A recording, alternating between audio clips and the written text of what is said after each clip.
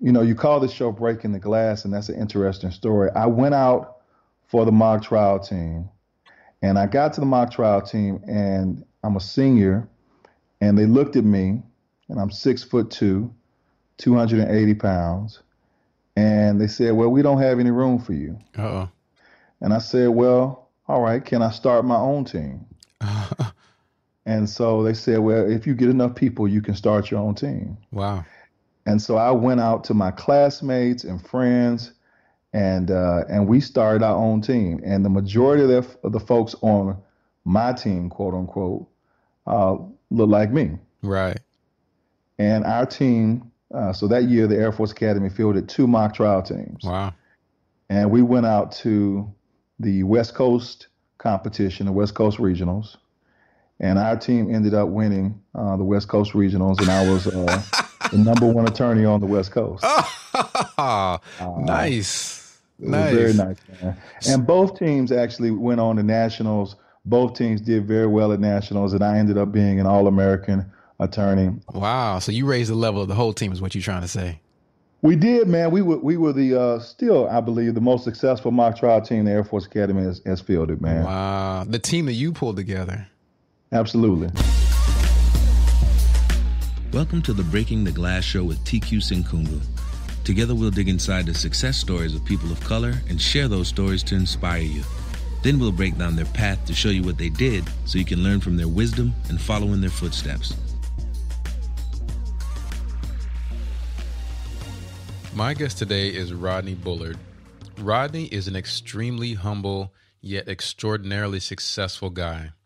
He's a fellow Air Force Academy grad like me. It's where I met Rodney, and after the Air Force Academy, he served honorably in the Air Force and got his law degree from Duke Law School.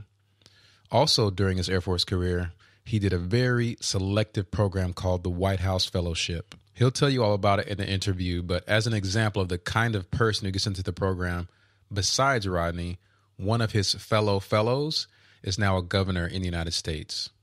Rodney also worked as an assistant U.S. attorney in the Atlanta area. And while he was doing that work, he also did a great amount of community service in the Atlanta area because his boss encouraged him by saying, "We cannot jail our way out of the problems that we deal with day to day." That work led him to a chance encounter with someone in his network who introduced him to the CEO of Chick-fil-A, Dan Cathy. In his conversations with Mr. Cathy, he talked about the work he was doing in the Atlanta area for community service on the west side of Atlanta. And the CEO said that he wanted Rodney to start the Chick-fil-A Foundation with him.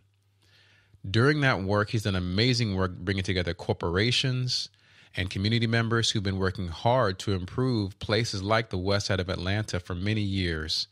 And then the foundation itself has spread beyond Atlanta to the entire country, touching and improving the lives of very many people, including over 5 million young people. Based upon the principles he's used to succeed, Rodney's also written a book called Heroes Wanted that we discuss in a lot of detail. You'll see how he's developed a formula for how you can be a hero, even if it's just the 3 feet around you, touching the people you touch every day, in your community at large, or if the opportunity arises like it did for Rodney, you can have an even larger impact on a national or global scale because, like he says, heroes are wanted. Now, I go into a lot of detail right at the beginning of the interview, listing out the numerous accolades that Rodney's had over the course of his career. So you hear a bit about him then. You'll love the interview like I did. So please enjoy my interview with Rodney Bullard. My guest today is Rodney Bullard. He is the executive director of the Chick-fil-A Foundation and the vice president of community affairs. I just want you to feel the weight of what Rodney is about. I've known him since I've been at the Air Force Academy. We went to school together. He graduated a couple years before me, and I've seen his career and talked with him a little bit along the way and seen what he's done. But just listen to just this list so you can get a feel for who we're about to talk with today. At Chick-fil-A, he's on the Leadership Council. He was on the Chick-fil-A Marketing Leadership Team. Other than that, he is an Atlanta Rotary Club member, Harvard Business School Club, the Atlanta chapter, Atlanta Business Chronicle's Most Admired Nonprofit Executives in 2017, Duke Law School's Young Alumnus of the Year in 2016, Atlanta's Who's Who of 50 Influential Nonprofit Leaders in 2016 and 2017, the Bridge Builders Award presented by the Atlanta Area Technical College, Trailblazers Award, the Leadership Georgia in 2015, the National Bar Association Trailblazer 40 Under 40 Award in 2014, Atlanta Tribune honored as a man of distinction in 2014, Who's Who in Black Atlanta Game Changer Award in 2014, Atlanta Business Chronicle 40 Under 40 Business Leaders in 2013, 40 Under 40 University of Georgia alumni in 2013, Atlanta Business League Men of Influence Award in 2013, Leadership Atlanta in 2012, Georgia Trend Magazine 40 Under 40 in 2011, named one of 10 Outstanding Atlantas for 2010, the Salvation Army National Advisory Board, Junior Achievement USA National Board of Directors, Professional Association of Georgia Educators Foundation Board of Directors, Leadership Atlanta Board of Directors at University of Georgia Terry School of Business, Emory Board of Visitors, Fellowship of Christian Athletes National Board of Trustees, Air Force Academy Falcon Foundation Trustee. The list is so long of accomplishments of this brother. I'm so proud to know him. So please welcome today my guest, Rodney Bullard. Rodney, welcome to the show. Thank you, my friend. It is truly a pleasure to spend time and to connect with you, man, as always. We're glad to have you on, Rodney. We're looking forward to hearing about how you break the glass. The way we start off the show is to do a little bit of a lightning round background. So tell us a bit about your story and what life was like for Rodney growing up. Just give us the highlights of your childhood and maybe through college, including just any moments that shaped your life. Absolutely, man. I grew up in Decatur, Georgia, right outside of Atlanta, Georgia. My father went to Morehouse College. My mother went to Clark Atlanta University. And really just growing up in the cradle of the civil rights movement, I got a chance to see a little bit of everything. I got a chance to see doctors and lawyers and politicians that looked like me. And I aspired for greatness because I got a chance to really understand that that could be me. I also, in my neighborhood, had people who were strung out on drugs. And through my father's ministry, I saw a number of people who had difficulties and needed assistance. And so through my father in particular, I learned a great deal of compassion for people. And so I realized that all of that really summed up to leadership, that compassion, ambition, a desire to do more for yourself personally and a desire to do more for your community, summed to leadership. And so that led me to the Air Force Academy. At the Air Force Academy, I played football and also was on the mock trial team. And that led me to Duke Law. I was blessed. Real quick, Rodney, I didn't know you were on the mock trial team at the academy. It seemed like you did pretty well with it when you were there. I did, man. So I made the mistake of praying to God that I would be All-American when I went to the Air Force Academy. Okay. And I was actually thinking being an All-American football player, but I wasn't specific. And so God said, your senior year, you're going to blow out your knee. Oh. You're going to have to rely upon me. And so I blew out my knee actually my junior year, and I wasn't able to play my entire senior season. My mother reminded me that I went to the Air Force Academy for two reasons. One, football, but the second one was because they had a mock trial team. Right. And, you call this show Breaking the Glass, and that's an interesting story. I went out for the mock trial team. My knee actually was still healing, so I still had a limp. And I got to the mock trial team, and I'm a senior, and they looked at me, and I'm 6'2", 280 pounds. And they said, well, we don't have any room for you. Uh-oh. And I said, okay. They said, we have a team. That team has been impaneled for some time. And I said, well, all right, can I start my own team? And so they said, well, if you get enough people, you can start your own team. Wow. And so I went out to my classmates and friends, and we started our own team. And the majority of the folks on my team, quote unquote, look like me. Right. And our team, so that year, the Air Force Academy fielded 2 mock trial teams. Wow. And we went out to the West Coast competition, the West Coast Regionals, and our team ended up winning the West Coast Regionals, and I was the number one attorney on the West Coast. Nice. It was very nice, man.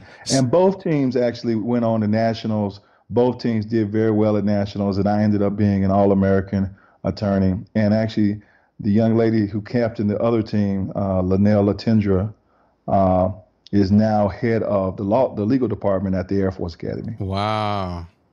So you raised the level of the whole team is what you're trying to say.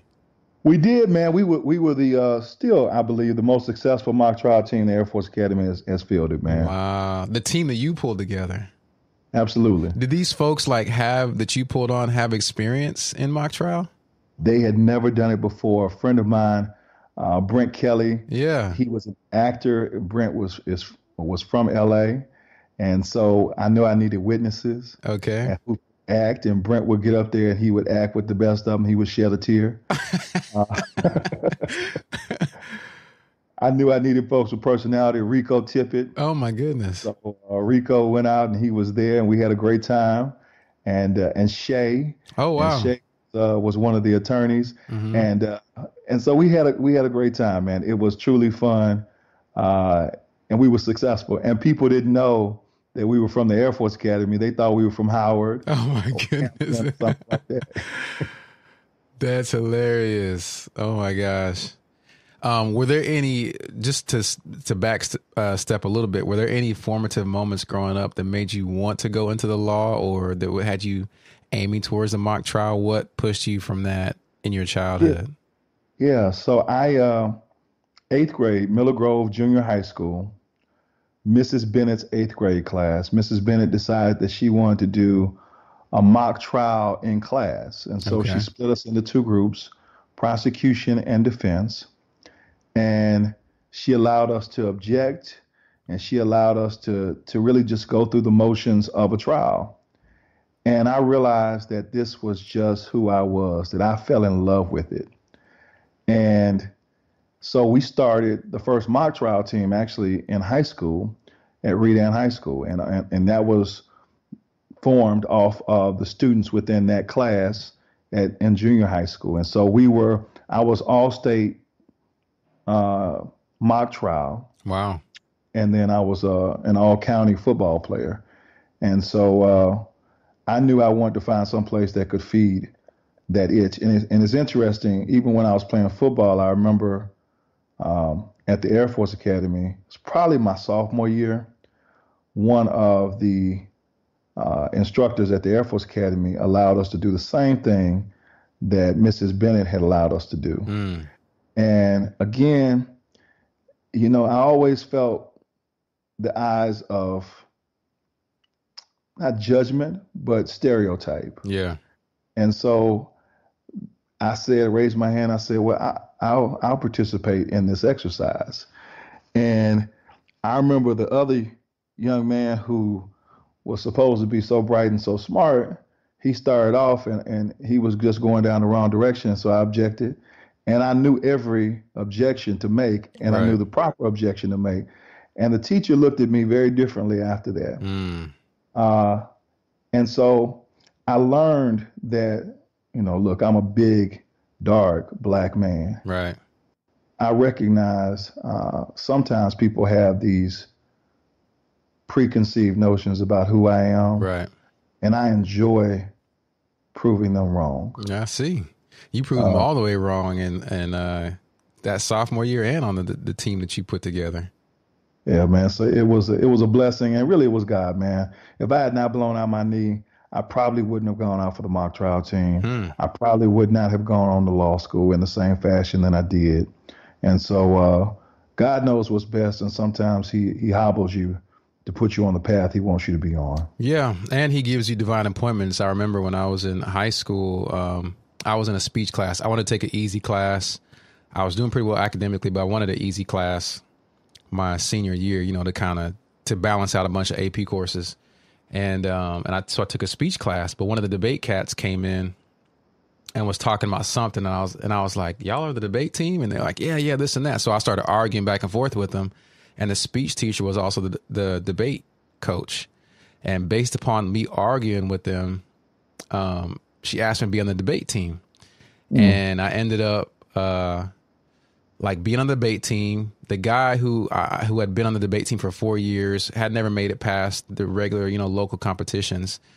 Just in his like 5th or 6th meet that year, built up enough cumulative points to make it to the state competition. In my first or second debate that year, I got like 2nd or 3rd place and qualified for the state competition, going in there. And I think it's just like whatever the opportunity comes, you got to shine. You can't shrink back from it so that you can kind of, make the most of it and make an impact where people think you may not be able to. Absolutely, man. You said you went on to Duke Law School. What led you to go there? And that's a prestigious school. I remember seeing you getting in there at the time. What made you pick Duke in particular? So I really thought that I was going to go to another law school. I actually was stationed at Hanscom Air Force Base in Boston, and I was blessed to audit some classes with Charles Ogletree, legendary professor at Harvard Law School. Mm-hmm. And again, my mother said, you should apply to Duke. And I applied to Duke, and she said, well, you should take that application and you should hand deliver it to Duke. And I previously, when I was working at the Air Force Academy as in minority enrollment, I previously had visited Durham, where Duke is, and I stopped in and I just looked at the law school, met some folks in the admissions office. And so I had at least a warm contact to travel back and hand my application in. And I did that. Fast forward, I'm waiting on admission and notice of admission, and I'm living in Boston at Hanscom. And one of the JAG attorneys at Hanscom said, hey, Rodney, I hear you want to go to law school. I went to the Air Force Academy and I went to Duke Law. Yeah. And the dean of Duke Law is coming to town, and you should come with me. And so I went to this meeting, and there weren't that many African Americans in the room, but there was one other, and the guy by the name of Dennis Shields. And Dennis Shields was the newly hired dean of admissions at Duke Law. Wow. And Dean Shields said, I just saw your application, Rodney. And I just want to let you know, I'm interested in you coming to Duke Law. What can I do to get you to come? And I said, well, you can give me some money. And so within a week or so, Dean Shields had sent me a letter of acceptance, and he had helped me get into Duke Law. And so I'm very grateful to Dean Shields. He helped a number of people at Duke, but also at the University of Michigan. And Duke was a wonderful, wonderful experience. It was a small law school. It was a formative law school for me. I got a chance to do a number of things there. I was the governor for the American Bar Association, so all the law schools in the Southeast. And then I was on the law school division board, so one of 3 law students who oversaw all the law schools nationally, And that was a great experience because I got to meet law students from across the country and now, have friends and contacts. You're sliding by some incredibly amazing achievements. What do you think it was in you that not only allowed you to succeed in school academically, but to get connected, to be in positions of leadership? And I ask that because I'm sure those leadership positions, like you said, it introduced you to connections of people who had connections. And it also gave you markers of leadership ability, success, effectiveness that carried you throughout other parts of your career. So what was it about you? What characteristics do you think helped you accomplish getting in those roles like you were on the Bar Association and the Board of Governors and all those different things? I think the Air Force Academy taught me that really leadership makes the difference and that our obligation is to lead. And, we can be technically proficient, we can be academically proficient, but all of that should flow into something. And that something really has to be leadership. And I also think I understood at the time the importance of networking, Mm-hmm. the importance of relationship, the importance of meeting people and letting them know your goals and seeing how you can benefit them. And so I did that through law school and was very intentional about that through law school. So what did that look like? I think some people hear the term networking and it's sort of this vague concept. And what you're saying, I think now could cross apply to probably any school or context. But what did networking look like for you as a law student to be able to make the connections you felt were necessary? No, you're absolutely right. And a lot of people, I think, see networking as a bad word. They see it as schmoozing. They see it as a substitute for something else. They see it as a talent that is that somehow is unsavory. And I'm not saying that you should schmooze, and I'm not saying that you should connect with people and sell your soul to someone that you just don't connect with or like or enjoy time with. But as a law student, if there was an event, then I was there. If there was an opportunity to visit with a professor and get to know them better, then I took advantage of that opportunity. I knew that the Bar Association was where lawyers were, and I needed mentors, and I needed people who I could learn from. And so I went there, and others who were in law school with me did not. And so that made a difference because Duke Law wasn't represented, and I was the only one there, and they were like, oh, we're happy to have you. Yeah. And so it gave me an opportunity to shine. And so I do think that as we get older, we realize that our networks and our relationships, and really I emphasize the word relationships, I think leadership is about two things. It's about results and it's about relationships. Right. And manifest itself in that we have to take care of the mission, whatever that is. That might be winning cases. That might be something very different than that. But there always is going to be an element of people involved in that. And so we have to take care of the people. We have to have good relationships as well. And so I think if you consider results and relationships and put that paradigm on almost anything, that will be successful. So I'm sure in terms of results, I'm sure your grades were great. I'm sure your effectiveness at your craft in law school was stellar.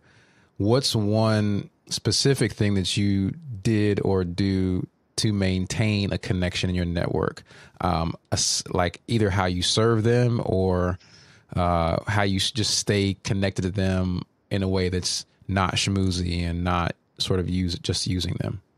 Yeah. So I can't say my grades were the greatest. They were not bad, but they were not the greatest. 4.0, I wasn't number one in my class. I definitely wasn't near the back. I was a strong student, but one of the things that I have learned from people who network well is that birthdays matter. People love to be recognized on their birthday. And Facebook, Instagram, Twitter, they make it easy. Right. And even if you just go out and say happy birthday to somebody via a phone call, via a text, via a Facebook message, that makes a difference. And it shows that you care.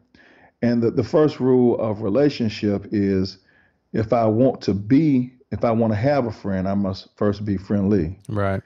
And so just going out and connecting with people in that way, how can I help you? It's not about what can you do for me? How can I help you? How can I benefit you? And if you think about it in that way, that's building relationship. It may not come back to you from that person, but it will come back to you. And if in fact we are about helping others, which is really our ordained purpose on this earth, then we'll fulfill everything God has in store for us. And frankly, if no one else but God takes care of me, then I'm okay. Yeah, I think he's taken pretty good care of you up to this point. You, like we said, you've done really well. And Duke Law was good. You took that law degree and brought it to the Air Force as a trial attorney. And what I'd like to hear more about, though, in your Air Force career is you were a White House fellow. Yes. What does it mean to be a White House fellow, and what did you do during that period in your career? Yes. So many people know White House fellows, but don't know about the White House Fellowship. We know Colin Powell. We know Sanjay Gupta. We know Doris Kearns Goodwin. We know White House fellows. And I had a mentor, Will Gunn, Colonel Will Gunn, who went to the Air Force Academy and also to Harvard Law School. He was a JAG, retired as a JAG. And I had heard about the White House Fellowship, but I didn't know much about it. And when I found out that Colonel Gunn, Will, was a White House fellow, I asked him about it, and he encouraged me to apply. And I remember one person saying, well, Rodney, you know, you're a fine attorney, but that program is for superstars. Right. And I said as humbly as I could, well, that's why I'm applying. And, you know, the first time I did not get into the program. Right. And the second time I applied and I got in, and it was perfect. It was the perfect time. I was with the perfect cohort. And the White House Fellowship was started by President Lyndon Johnson. The purpose of the fellowship was to bring young people, relatively young people, who had distinguished themselves relatively early in their careers to Washington, D.C., to give them a sense of leadership from the highest perch, to allow them to work for or near a president. I worked for the head of NASA. Yeah. And to give them that experience, that network as well, and then to send them back to their respective communities so that they can spread those seeds of leadership in their hometowns. Is it only for military members? It is not. In fact, the majority of White House fellows are not military members. Okay. We had a class of 12, and we did have a large number of military members. Obviously, we were at war. We were in Iraq and Afghanistan at the time in which I went through in 2005 and 2006. My closest friend from the fellowship is now governor of the state of Missouri. He was a Navy SEAL at the time. And so of the 12 people in our class, 5 of us were in the military. Wow. And since then, one of the things that I'm most pleased with about the fellowship is that since my time in the White House Fellowship, a number of brothers and sisters have come through from the Air Force Academy to be White House Fellows. Right. And so that has been a nice line of continued relationship and fellowship as well. But it's a great program. You have a work placement. You also get a chance for an educational program where we travel domestically and internationally, and we also have lunches with wonderful speakers, and you get a chance to intimately ask them questions. But the fellowship really is about that. It's about connecting with the people in your class and being close to them. Just today, I have spoken to 3 of my classmates. Oh, wow. And I talked to another who's a state representative in Mississippi, and I talked to another one who's here in Atlanta doing well. Wow. So what's one, is there a particular experience where you got to see sort of the height of power as it exists there that just kind of stays with you? The first time we met President Bush. And I think that there's just something awe-inspiring, regardless of your politics, about sitting down at a table in the White House with just 13 people, your peers, and President Bush. And I remember sitting right next to him, and I thought, man, I'm sitting next to the leader of the free world. Yeah. And that experience, as simple, as humble as it was just a great, amazing experience. And he was very authentic in his discussion about being president of the United States. Yeah. And the load and the burden, but also the privilege of being president. And for me, that informed, again, this notion of leadership and this notion of, you know, somebody has to do it. Why not me? Yeah. Well, you obviously gleaned a lot from that experience, and it stayed with you. You served a lot of time in the military as an attorney. And we have had a number of attorneys on the show. So you come from a different direction, though, where you were an assistant United States attorney after your time in the Air Force. What is that? What is the weight of that job as it relates to? Because you work for the Department of Justice. And what is that? What is the weight of that job? What was that experience like for you? So I did. I worked for the Department of Justice. I was an AUSA here in Atlanta, an assistant United States attorney here in Atlanta. My boss was Sally Yates. Oh, wow. And developed a close relationship with Sally and still close to Sally and Comer, her husband. Wow. So obviously Sally went on to be United States Attorney General. Sure. And the weight of that job was twofold. One, there was a weight in prosecuting the cases and ensuring that we struck hard blows but not foul blows against the opposition. We really were the keepers of the integrity of the courtroom.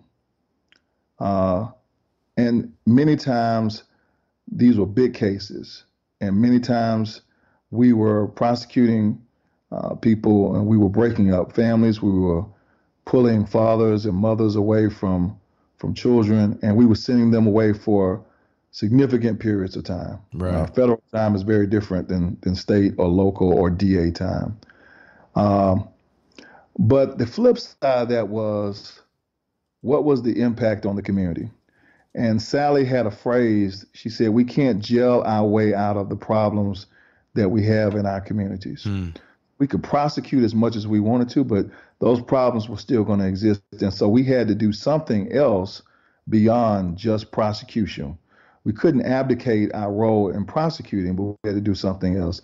And so she asked me to start a program, community affairs program, where we went out and we did things in the community and we helped solve those problems. Wow. And that was an absolute thrill for me. I loved it. And it was another avenue of leadership as well. And that really led to me being at Chick-fil-A and led to my current role. Now, before we talk about that transition, I'm curious, what do you think was the most challenging part of being an AUSA? There is a fair amount of isolation. And when I say that, your cases are tried in isolation. Your cases, for the most part, are investigated in isolation. People don't know the outcomes of your cases for the most part. Some do make the news. I've had one or two make the news, but for the most part, they don't. And so you toil in relative anonymity. Yeah. And so that can be difficult for some, and for some, they relish it. But I think that can be difficult for some. Got it. How did you deal with it? How were you able to overcome that? I always kept one foot outside of the office. Yeah. Always kept one foot, again, going back to the networking piece. I knew I loved being an AUSA, but I didn't want that to be my complete world. Yeah. Later in life, I went back to the U.S. Attorney's Office. There was a defense attorney, actually, who was a federal defense attorney, basically same thing as me, just on the federal side. And he committed suicide. Oh, no. And I don't know the exact reasons why he committed suicide, but it could be because, if you let that be your only world, yeah, then that can be difficult. And I've learned that in life, regardless of whatever job I'm in, that there is a huge world out there.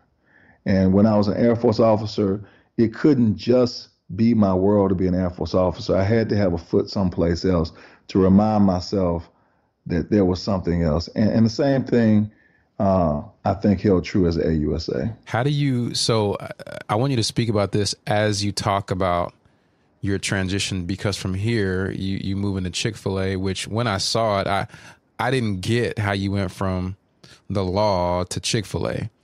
But can you talk about that? And also the thing that I wonder about and struggle with, particularly because I have small children and I'm married. I know you're married and have a small child.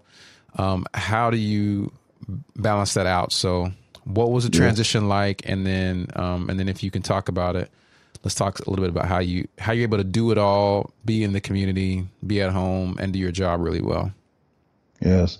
So I'll start by answering that, man. I have a very forgiving and loving wife, and that helps. But the transition from law to Chick-fil-A really was, again, going back to this matter of relationship. So I'll give you the long story, but not too long. I had just gotten back to Atlanta, was working in the U.S. Attorney's Office, was working in the community now because Sally asked me to. Yeah.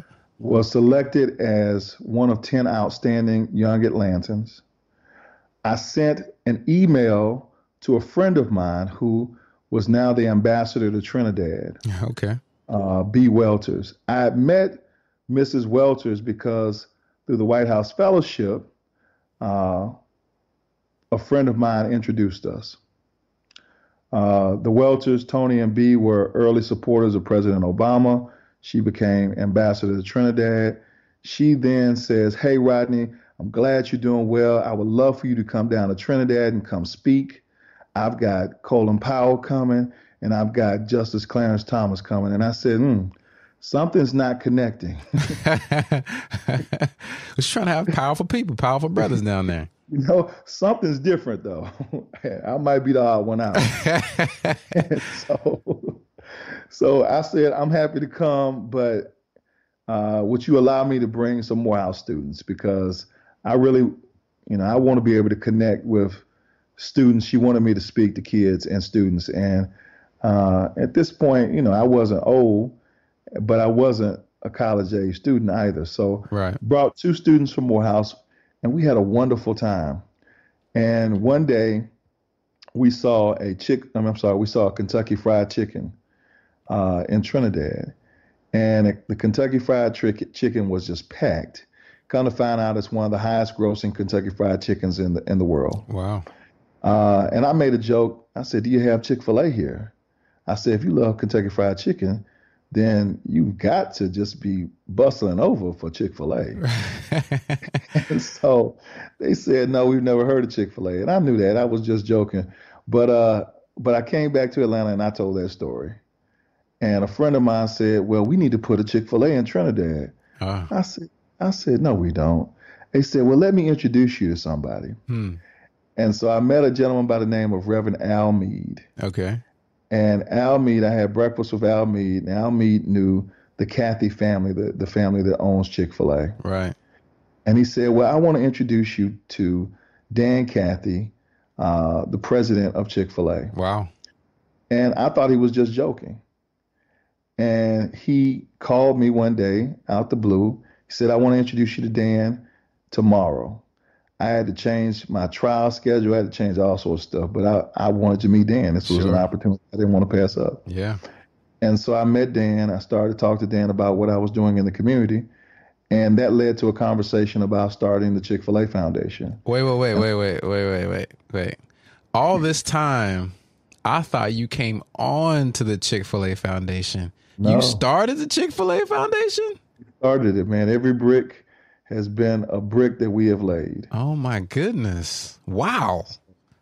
Chick-fil-A Foundation, community affairs, every brick has been a brick we've laid. And it's been a blessing, man. It's been an entrepreneurial opportunity. So you were talking to him about the Chick-fil-A Foundation. How did that conversation go?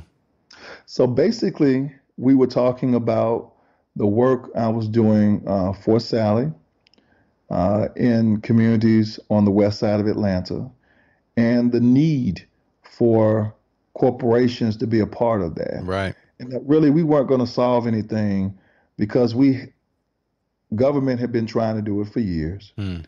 The people in the community didn't have the resources to do it, although well-intentioned and capable, didn't have the resources to do it by themselves.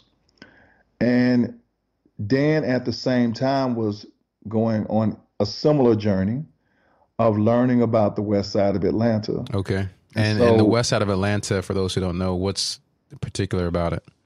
Yeah, so it really is. It leads in all the wrong categories. Yeah. It is the largest open air heroin market in the South. Wow. It is, if you take the highest murder rate in the state of Georgia, highest drug rate for a time, highest foreclosure rate. If you go down, 30% or more of the houses are vacant. Jeez. And many of them are burned out. Wow. And you can see all sorts of commerce if you spend enough time on the streets Right. of the west side of Atlanta. Not necessarily the right kind of commerce. No, not necessarily the right kind of commerce at all. So And you said it's not the only poor neighborhood? it's not the only poor neighborhood in Atlanta, and I don't ever want to give that impression. But what is also, it's not the only poor neighborhood in America. Right. If you can find a west side in Charlotte, in LA, in Houston, in Detroit, and wherever, you pick the city and you can find a west side. And Right. we've forgotten those neighborhoods. We've forgotten those people. We've moved on upwardly and to the right. And it's our obligation not to forget them. So you were working there as an AUSA. Can you talk about, like, to give us a feel for what you were telling Mr. Cathy? What was a typical project you were working on? What's something you were telling, this is what I'm doing, that had him obviously move you to starting the foundation? Yeah, so we had started a program where we realized that a number of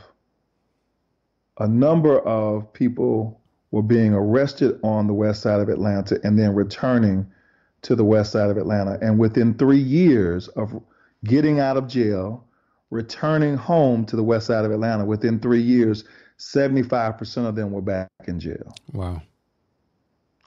And so what was behind that?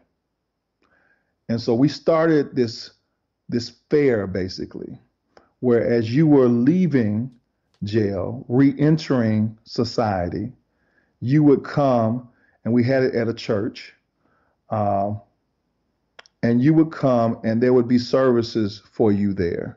So if you needed help with education, you could get a service there. You could sign up with somebody. If you needed help like with housing, some sort of housing, workforce development, all of that. Now, what we noticed, because we had a sign-in sheet, what we noticed was a number of the folks would just walk past the sign-in sheet. Okay. And at first we thought they just didn't want to sign up or they didn't see it. Many of them couldn't read and write. And so then we brought in literacy assistance. And so Dan was moved by this affair, and we spoke to them first. We gave them a sense of the importance of this fair and why we were there. And we had a collaboration of federal, state, and corporate sponsors as well, because we felt like this was a community. It wasn't just a federal problem or just a local city problem or just a state problem. We needed everybody on board. And you were kind of the lead that Sally put there to pull all this together? Absolutely. And so this was our brainchild. Wow. We had gone to Chicago. We had seen something similar, not quite the same. And we made it in our own Atlanta way. And we started, and it went very well. And since then, since I've been at Chick-fil-A, we've been able to start even more programs. I mean, right now we have a very, very robust effort. So tell me, before you go there, what did you start with as the vision for the foundation? Either that was in your brain or that you and Dan came up with together. What was your vision? So my vision for the foundation was that corporations have a role to play in the leadership of a city, a community.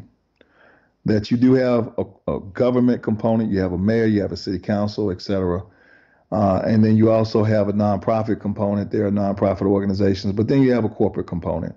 And corporate component funds many of the other aspects.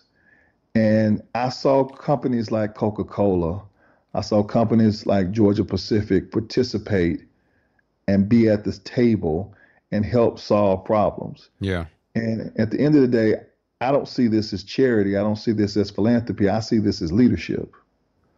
no different than leadership that you would ask from a government official. Right.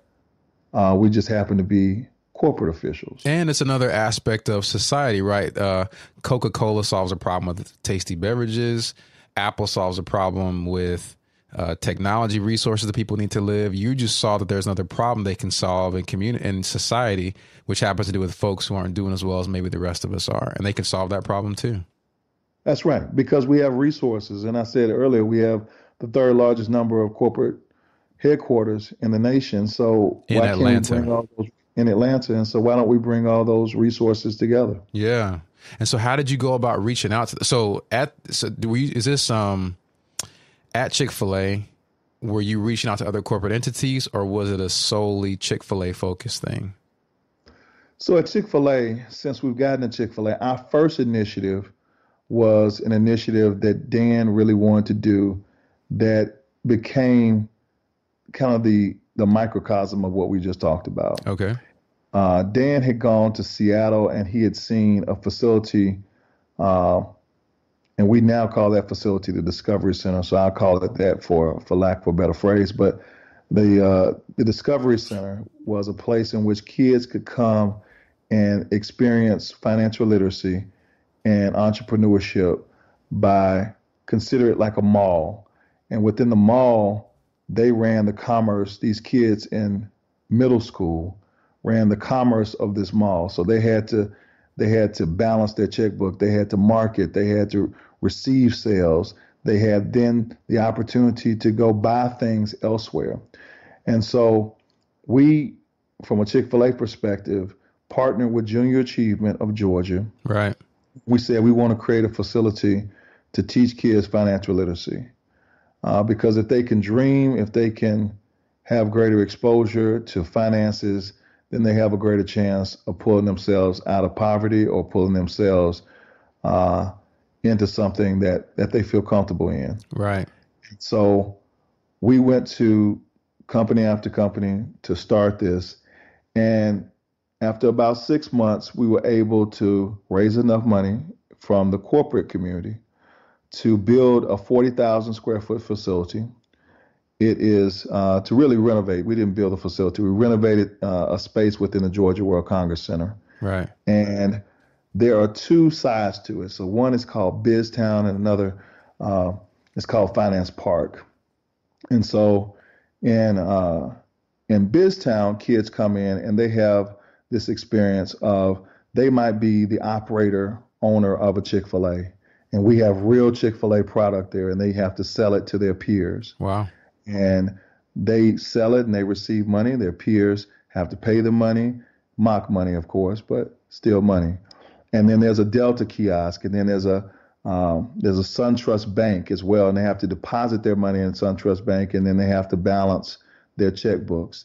And you hear the marketing, and there's UPS, all Atlanta companies, and there's healthcare, Jackson Healthcare as well. And so they learn business in a very tactile way. When do they do this? So like, is it an event that they're going to, or is this an ongoing operation? What's the setup there?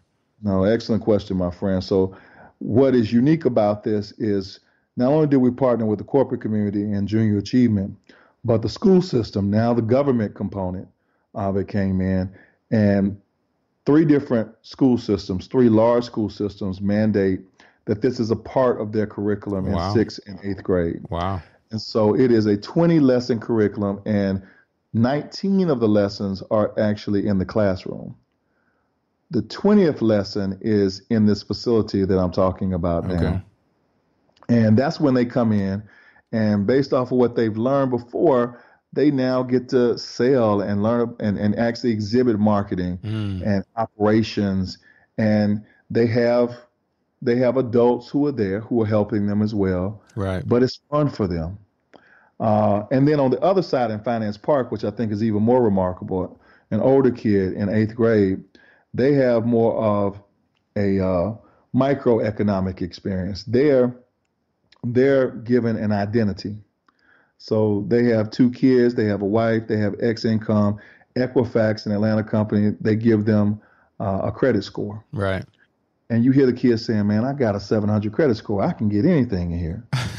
And you hear some saying, man, I got a 580, man, I can't get much. And so Publix, they can shop at Publix. They can go to Kia. Kia has a plant nearby here in Atlanta. They can go, they can do pretty much all the life functions that you and I have to do as adults. Right. They have to do their housing and food and medical and buying a car, etc. They have to do there, and they have to make 18 life decisions. And so they really fully embrace, well, you know what, man, I thought $50,000 was a lot of money. Right. And I realized that's not really able to sustain the lifestyle that I want. So what jobs allow me to make what I really want to make to sustain the job or the lifestyle that I want? Wow. And so they learn about that as well. And so now 35,000 children go through that facility in Atlanta. Every year? Every year. Wow. Annually. And we have fast forwarded to Junior Achievement has built another facility north of the city. We are a partner there.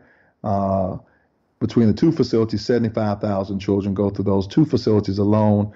Chick-fil-A now is invested in other facilities throughout the nation where we have upwards of 250,000 children go through those facilities as well. Oh, my goodness.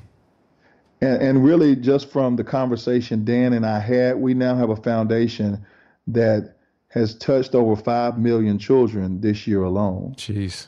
We've got programs all over the country. We've got a program called Leader Academy that's in over 700 schools.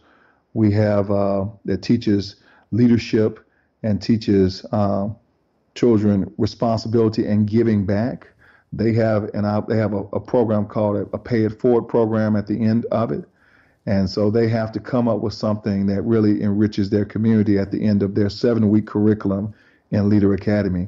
And so you have kids coming up with things like senior to senior proms, where seniors in high school take seniors, being elderly seniors, out and spend time with them, doing things for children on the autistic spectrum, all sorts of wonderful things that these kids are coming up with to benefit their communities.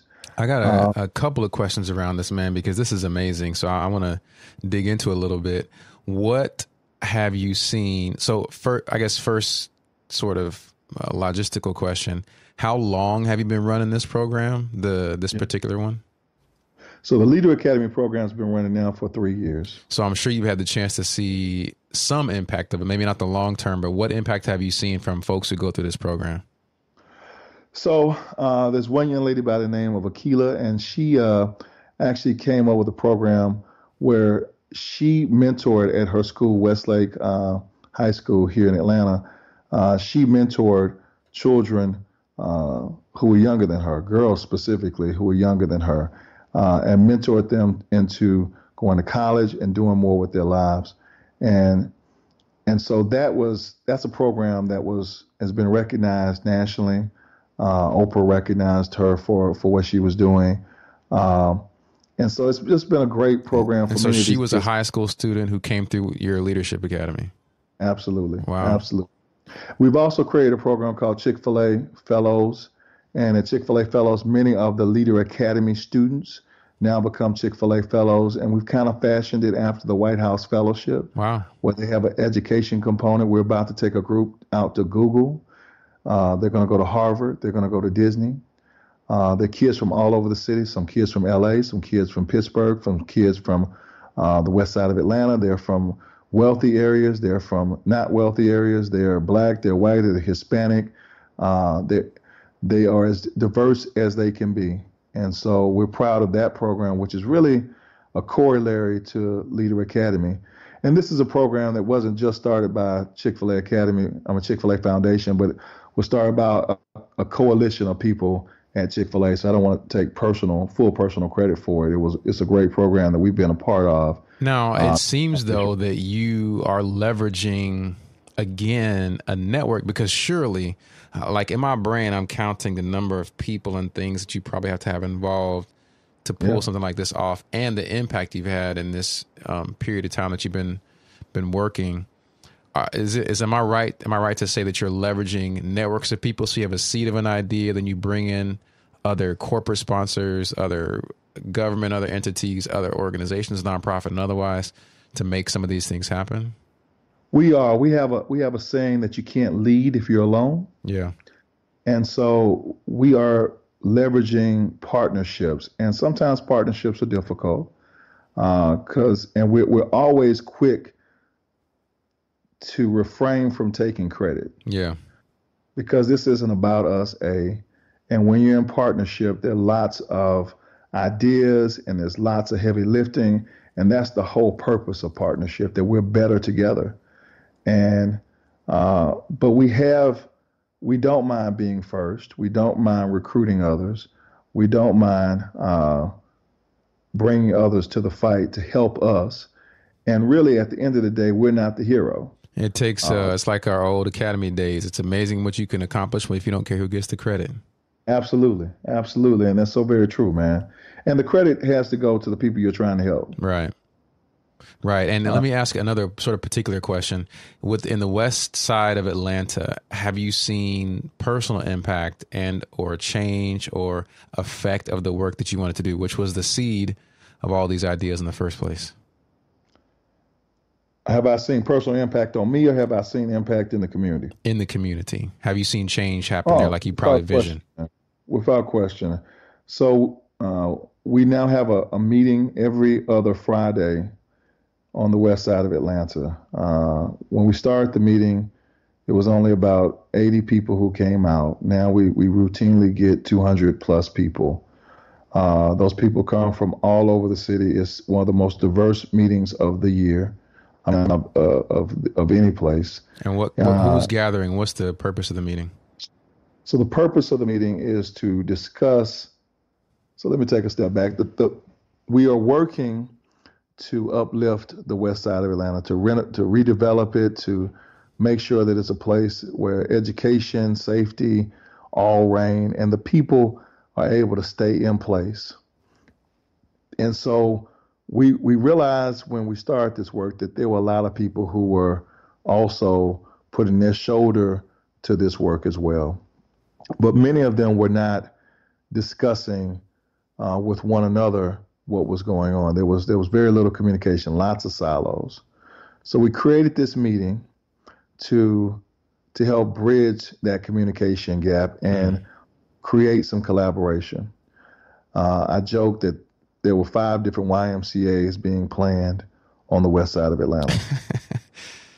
Wow. And none of them knew anything about it, to include the YMCA, because they didn't have any plans to be on the west side of Atlanta. Wow. And so when we started this meeting, we just wanted to bring people together.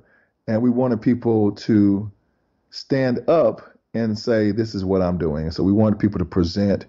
And so we started off, because it's Chick-fil-A, and Dan was very adamant about, I want to have a spiritual component to this. Okay.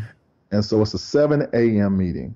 It's at a time in which people can't say, I have a conflict. Right. We serve Chick-fil-A. Nice. And we have a devotion speaker at 7 a.m. This past Friday, December 1st, Lecrae was our devotion speaker. Wow. And people came out to hear Lecrae. I bet they did.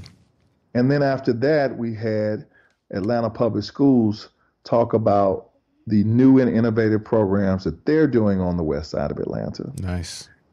As part of that, we also have everybody, all 250 plus who were there this past Friday, talk about, or at least introduce themselves. They don't get a chance to really have a conversation or talk much, but they can say, hey, my name is Rodney Bullard. I'm with Chick-fil-A. And what happens is we notice people say, oh, I need to meet such and such after the meeting. Yeah. And we've created lots of collaboration that has just grown organically and created all sorts of goodness off of this meeting. And so this meeting, you asked me what's the personal impact. The community, this in many ways is the gateway to the west side. For a lot of folks, if I'm from a wealthy part of town, or if I'm different than this neighborhood, then I don't know much about it. And it's kind of foreign and strange to me, but I can come to this meeting and this can be my my window into this community. I can sit next to someone, a resident from this community. I can feel comfortable, and then I can dip my toe in and get involved. Yeah. And we found that to be the case. Wow. To manage, so this is a huge operation you're putting together. And at the heart of it, though, is the desire to serve. It's a social entrepreneurship entity, as best as I can see it and as I understand them to be. What do you think are the critical characteristics that it takes for you to be successful at your job? I think it's important for any leader to have compassion. And I think oftentimes we discount that. But if it's going to truly be about results and relationship, then we have to understand and be compassionate for the people that we are serving, for the people that we're leading. And in my job in particular, the results that we are seeking have an element of compassion because we're trying to improve the lives of our neighbors, our brothers and our sisters. And there is no good reason to do it other than to improve their lives. Right. We could be doing something else. We could be making money. We could be selling chicken. We could be trying cases. We could be doing something else. Right. The only good reason to be there is to improve someone else's life. And that's a high calling. Yeah. Well, from a skill level, and I agree with you, compassion is important.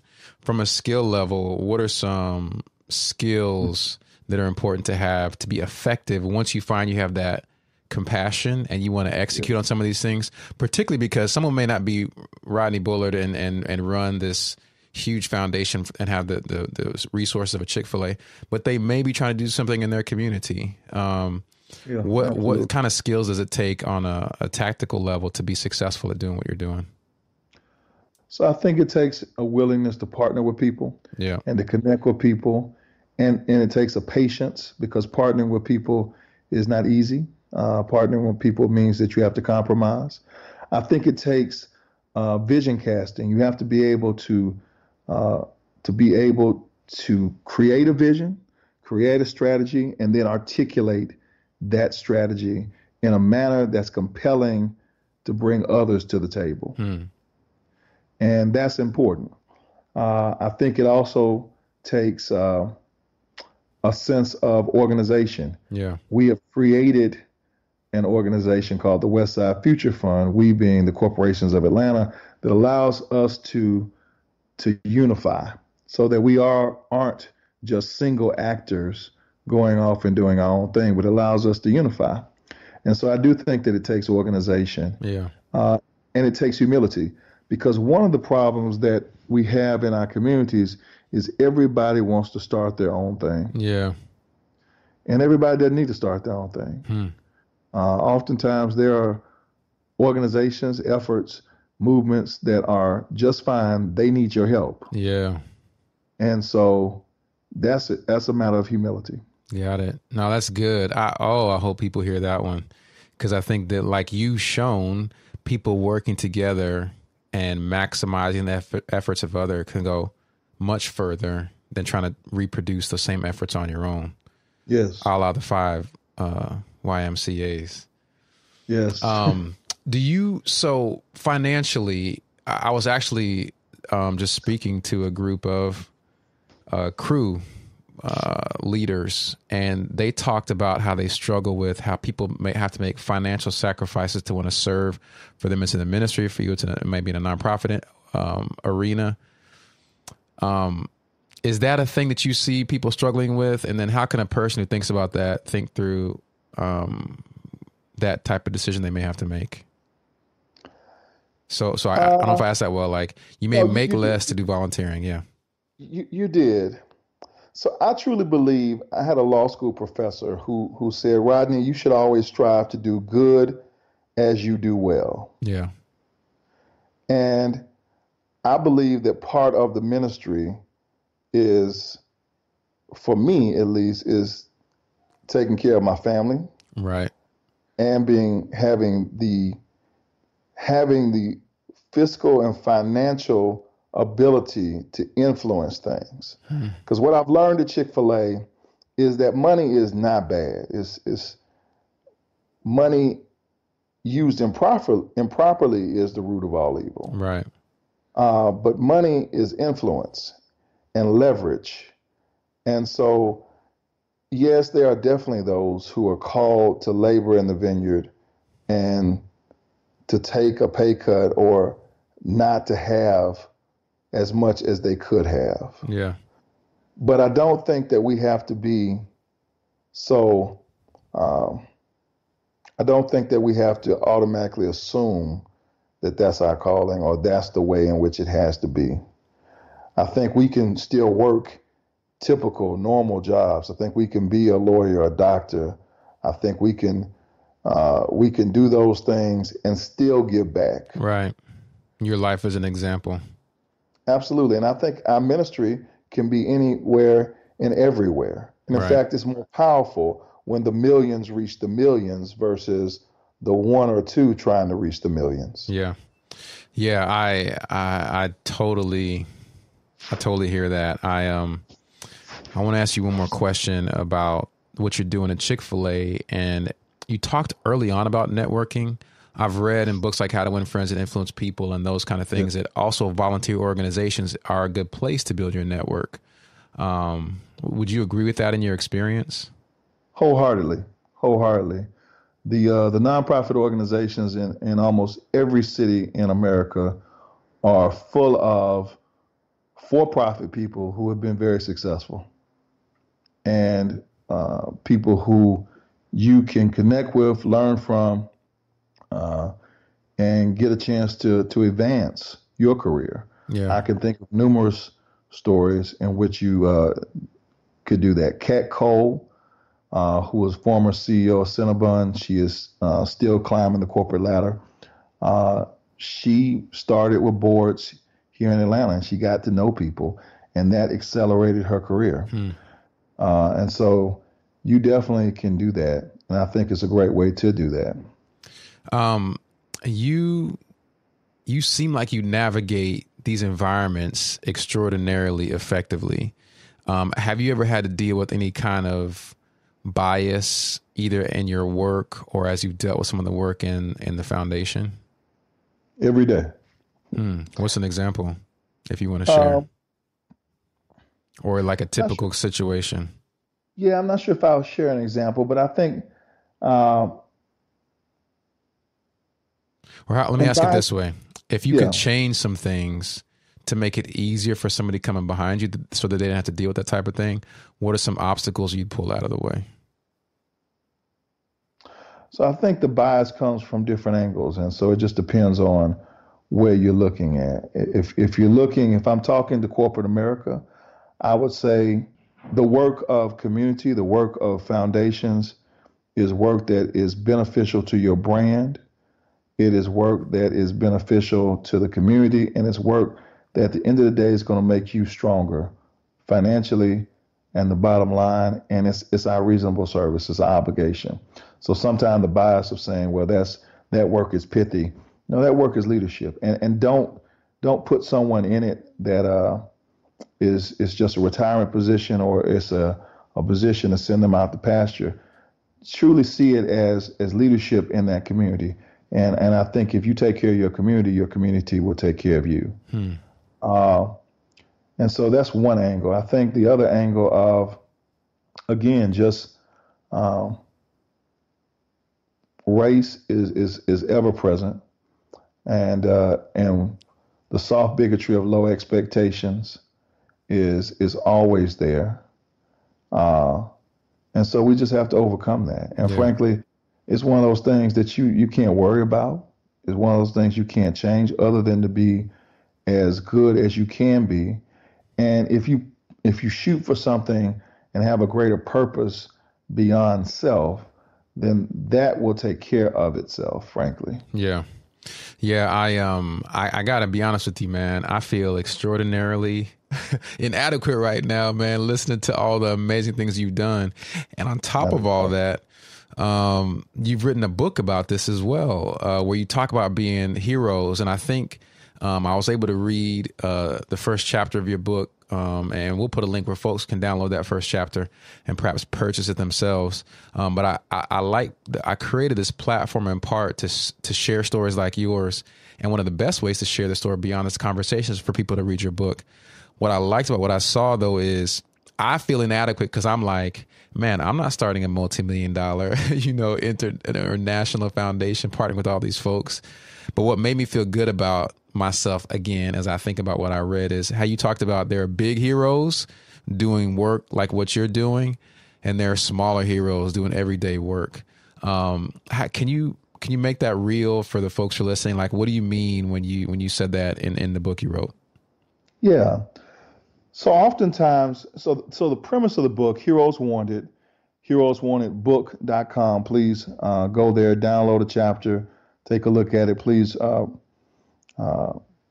a copy. But the premise of the book is very simple, that anybody and everybody can be a hero, and that we have an obligation to do so. And even more so, we have the capacity to do so. Oftentimes we think, I can't be a hero. That's somebody who rushes into a burning building and saves somebody. That's somebody who is a Navy SEAL. That's somebody who does something that I don't do. I need to be rich. I need to be famous. I need to be X, Y, and Z. And I'm none of those things. And some of those are big heroes, big H heroes, as we call them in the book. Mother Teresa was a big H hero. Gandhi, big H hero. Dr. King, big H hero. Started movements. Did things that we still live off of the fruits of their labor today. But, I don't have to be a big H hero. Yeah. I may be one, and I may get to that stage one day. I may have an opportunity, because some of it's about opportunity, not about anything else. But there's a story in the book, and I don't think it's in the first chapter, but it's a story that I particularly appreciate. I have a friend, Greg Ellison, Dr. Greg Ellison. He is a professor of divinity at Emory, Candler School of Theology. Yeah. And Greg tells the story of when he was a young boy, he had an Aunt Dot, and he loved Aunt Dot. Yep, it's the first part of the first chapter. Yeah, and so he loved Aunt Dot, and he said, Aunt Dot, how do I change the world? And Aunt Dot said, baby, I don't know how you change the world, but I know you can change the 3 feet around you. Yeah.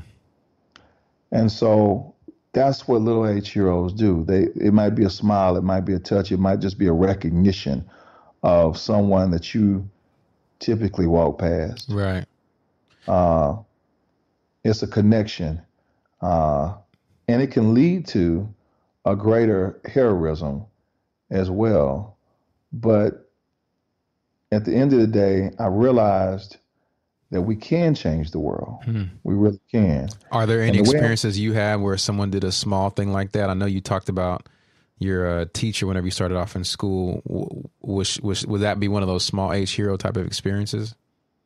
Yeah, and all things are relative. For me, that was a big H hero experience. But yes, it probably was. It was, from the characterization of the book, a small H hero experience. I had a teacher in the first grade, Mrs. Adams, who, when everyone else said that I couldn't read on grade level, she decided that she was going to take me and tutor me for the summer. And because of her extra efforts, I was reading 2 and 3 grade levels beyond my peers. Nice. And frankly, you and I wouldn't know each other because we wouldn't have met at the Air Force Academy. Right. If it weren't for Mrs. Adams. So for me, she was a big H hero. But I realized that we all can manage our own 3 feet. And if you manage your 3 feet and I manage mine, and your 3 feet and the people that you've touched, them manage theirs, and the people that they touch, them manage theirs, that's a ripple effect that allows us to change communities, that allows us to change the world, essentially. What are some other, aside from managing your 3 feet, you have a number of different chapters to talk about different pieces. There are a bunch of C's. You want to run through those and let them know, like, here's what it takes to be a hero.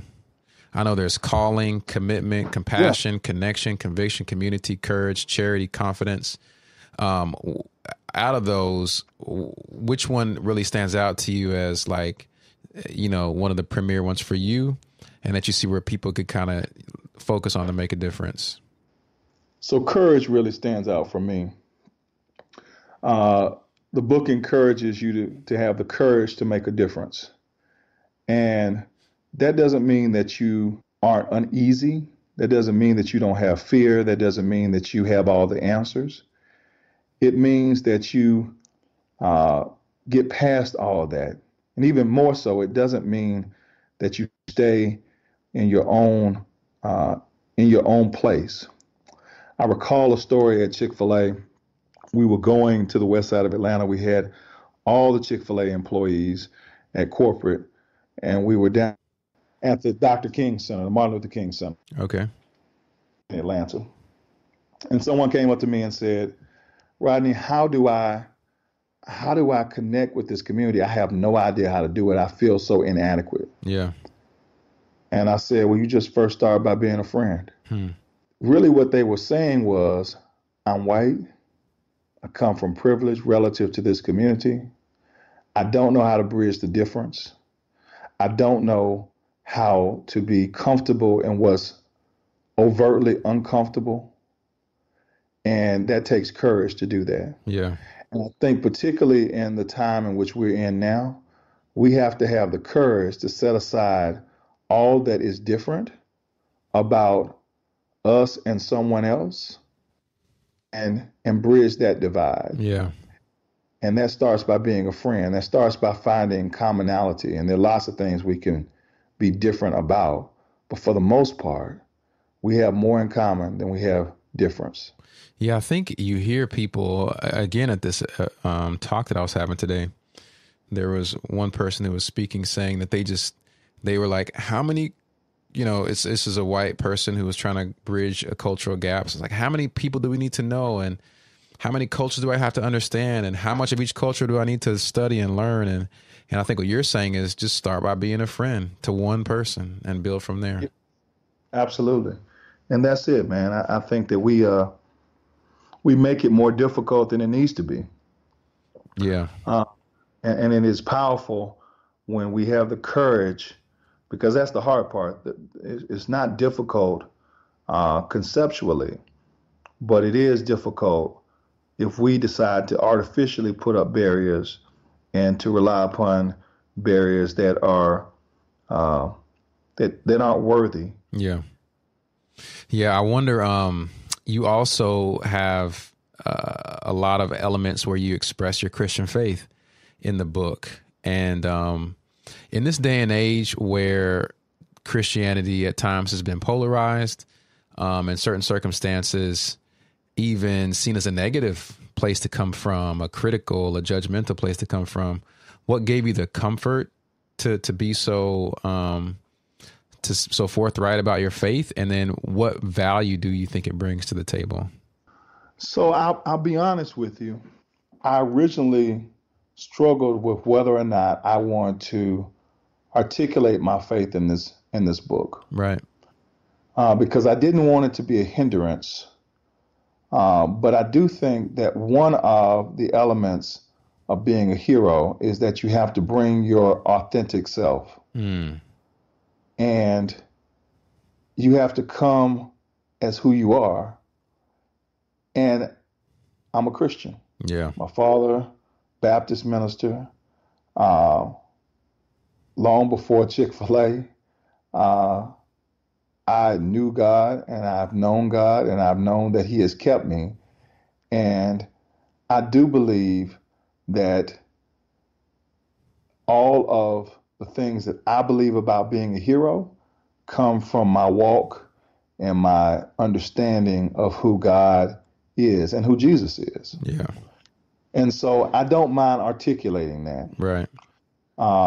I think that there is enough commonality in the book, and even if that's not your persuasion, for us to agree on the elements of a hero. But I learned at Chick-fil-A, and it probably has been strengthened during my time at Chick-fil-A, that you can't put your light up under a bushel. Yeah. And that you do need to go out and be your authentic self.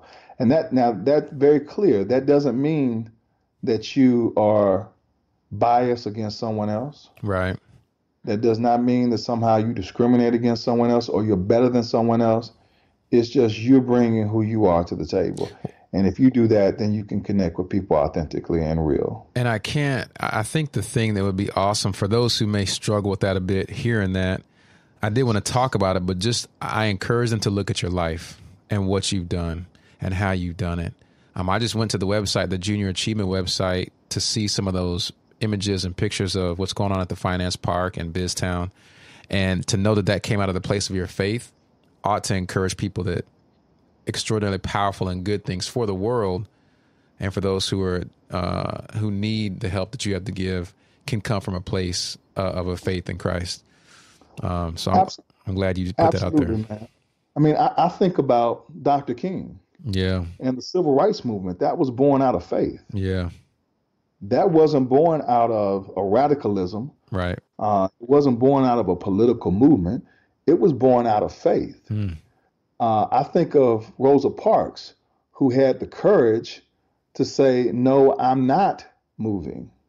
When 3 other blacks said, I will go to the back of the bus. That takes a conviction that is rooted in faith. So at the end of the day, faith has guided us, particularly in the African American community, and we can't forget that. And I'm okay daily reminding myself of that. Yeah, and you've modernized it and made it powerful and juiced it up with Mr. Kathy's money and power to have a huge impact out there in Atlanta and across the country. Yeah, and I have to say, I mean, I've learned a great deal from Chick-fil-A as to the power of a biblical business and the power of faith in just your daily walk. It doesn't necessarily have to be in your talk. You don't have to beat anybody over the head. Right. But just through your walk. I wonder who have been some important mentors in your life and in your career. Yeah. So I mentioned Will Gunn earlier. Will Gunn was a colonel in the Air Force. He retired from the Air Force. He was very intentional about spending time and connecting with younger officers in the Air Force. And not just offering lip service, but calling, checking up, asking what's your next step. That has led me in so many different ways and informs how I walk. I just met a young lady. We helped start a program for the Atlanta Falcons, and we gifted it to them.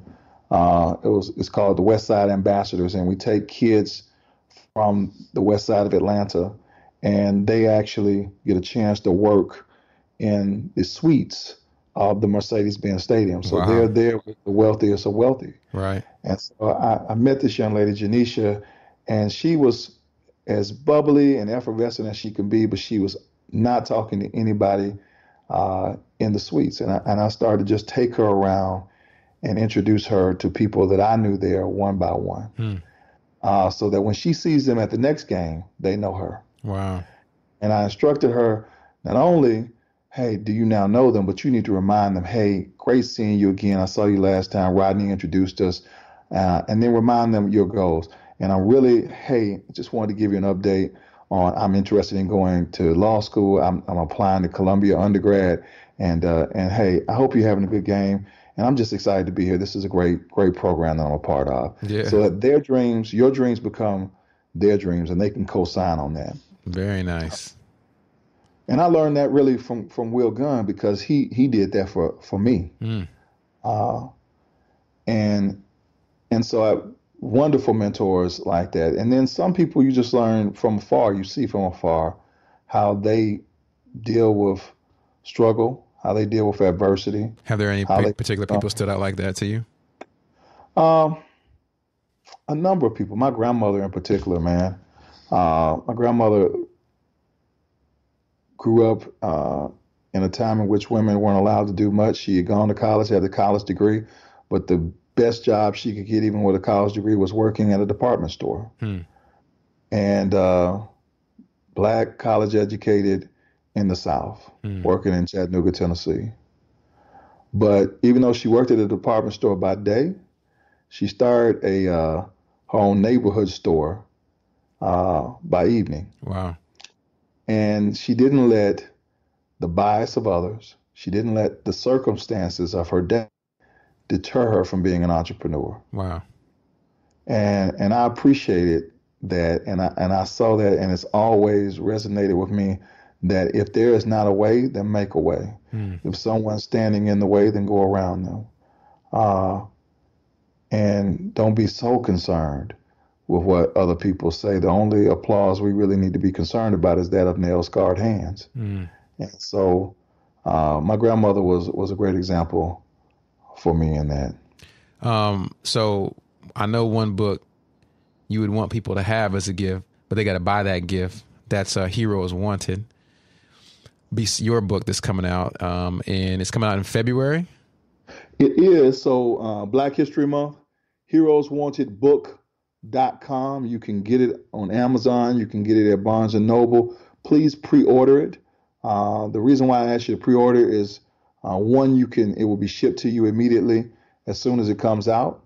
And secondly, we're hopeful that we continue to show up on lists. Right now, we are number one in our category of new releases on Amazon, even though the book hasn't come out. And even more so, beyond any accolades for the book, because this isn't about that, I think that the book is a gift, and I hope that the book will be edifying to everyone who reads it. So I already got mine ordered. Hopefully the electronic download comes out immediately on February 20th. I don't want any delays, Rodney. You call Amazon, tell them get it to me right on time. I got you, man. We got some connections, man. Now, what are 3 books you would give as a gift other than your book? So I would give Killer Angels. It's a book on the Civil War and leadership surrounding the Civil War, and I love the Civil War. So 2 of these books are going to be that. I would give Team of Rivals by Doris Kearns Goodwin.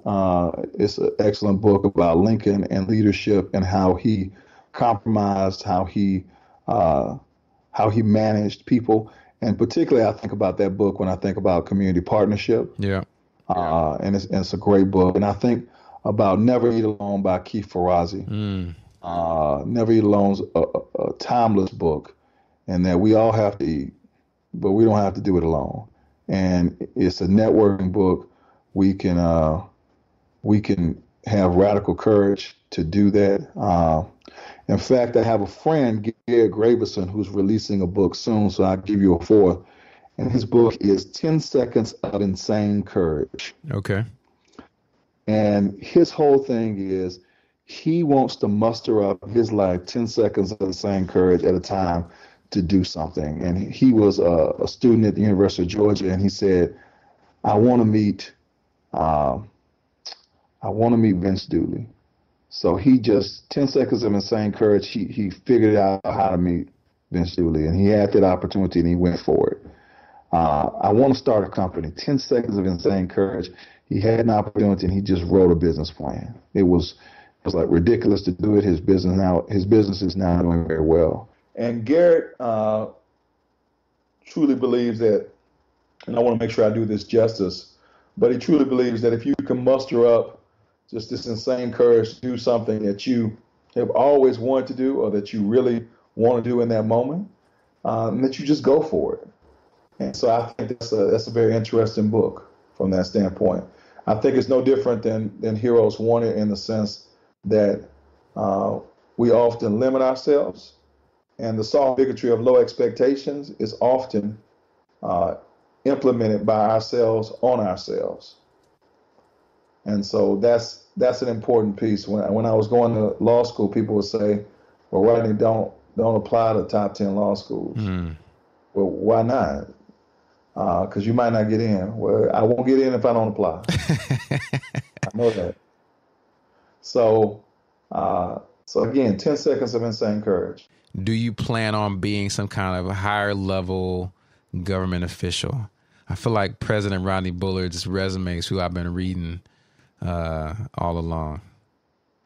Man, I tell you, Chick-fil-A has been a wonderful place for me, and we're gonna see where God leads me and where God takes me. And right now, He has me here, and I'm blessed to be here, and blessed to help in this way. All right. Well, people coming knocking on your doors your whole career, man. I won't be surprised if one of them, if they haven't come knocking already, they're gonna be coming knocking. Well, we will see how God moves, man. And I appreciate you, man. I think this podcast, if I haven't said it already, is tremendous leadership. Communication is the essence of leadership. If you can't communicate as a leader, you can't inspire people, you can't move people, you can't change the world. And so kudos to you, man, for this, quite frankly, and thank you for having me on. Yeah, thank you, Rodney. I want to ask you one last thing before we go. What do you do for fun, man? What's one thing you do for fun? I'm a football fanatic, man. Go Dogs. My Dogs are in the Final Four. Yes, they are. We actually have the national championship game here, sponsored by Chick-fil-A. Hey. We will have an in-game commercial, Chick-fil-A Foundation, so look out for that. So what you're saying is I have a spot in the box with you if I drive out to Atlanta. Look here, man, I'll tell you this. You come on out, we at least going to tailgate. We're going to do our best. I'm sure the list of folks is way longer than the one I can get on, so it's all good, man. If people want to find you, where can they find you online? Sure. So they can find me at Rodney Bullard, Facebook, Rodney Bullard, LinkedIn, Rodney Bullard, Twitter. I'm the only one out there that I claim. Right. There is another Rodney Bullard down in Albany, Georgia, but he hadn't done anything to get me in trouble yet. But online, Rodney Bullard, Facebook, Rodney Bullard, LinkedIn. Even more so, I really would encourage you to go to heroeswantedbook.com, and you can find me there. Very nice. Rodney, it's been a pleasure. And my guest today has been Rodney Bullard. Rodney, thanks for coming on today. Hey, man, thank you. I appreciate you, love you, and continue to do great things.